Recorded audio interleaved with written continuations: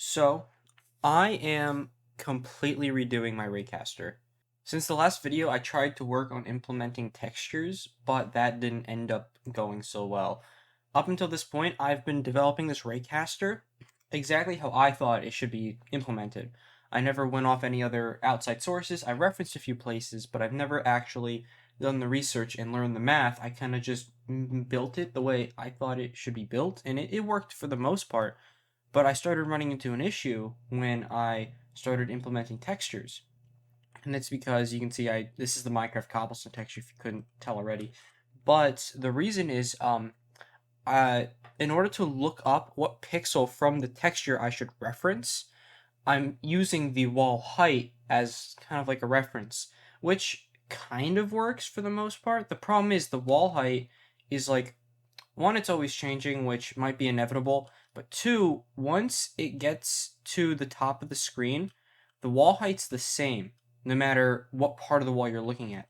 So, I mean, obviously, physically, this wall is supposed to have the same height, even though when it comes to perspective, the farther away it looks, it's smaller. When I'm talking about wall height, I'm referring to the height that it needs to be drawn on the screen. However, when the height of the wall reaches the maximum height it can be, such, for example, right now I'm using a 1080p screen as reference. So the highest the wall can be, the tallest it can draw the wall is 1080 pixels. It can't go any higher than that. So what I need to do is I need to rewrite it and save the wall height separately from how I'm actually drawing it. And you can see whenever I go, like, I can't explain it too well, but wherever um where's my mouse? Up here, where the height of the wall, what is this? When the height of the wall hits the top of the screen, all these pixels become the same, and there's no variation on the Y. Like over here, you can see there's a variation. Even though it's not correct, there's a variation. When it goes over here, there's no variation, and that's because all of this is the same wall height. Um, which means it will not work, and it keeps getting warped no matter how I look at it. It works on the X pretty well. You can see the perspective works well, but when it comes to the height, the wall height, it's all messed up. And I don't even know if I could get something like this to work. I'm gonna try, but I don't think it's gonna work very well. So that being said, I found an awesome reference here. I found this when trying to learn about texture mapping and raycasting. But this is a whole tutorial on raycasting. It shows no code, so it just goes over the math and the logic and the theory. Um, I believe Java and JavaScript are what it goes over in sometimes, but I'm not going to be using Java. I'm actually going to be switching from Godot, not Godot. I'm switching from Unity to Godot. Um, because I feel like Godot is overall more developer friendly, and I'd like to learn Godot going forward because I want to make 2D games, and I think it has a better 2D engine from what I've heard. Plus, it's a faster workflow. Like I can hop over from scripting to 2D with when it comes to Unity, I have to go back and forth from Visual Studio to Unity, and that can take a few seconds to recompile. Um, but yeah, I'm moving to Godot now, and so far I've kind of ported over the movement I was using.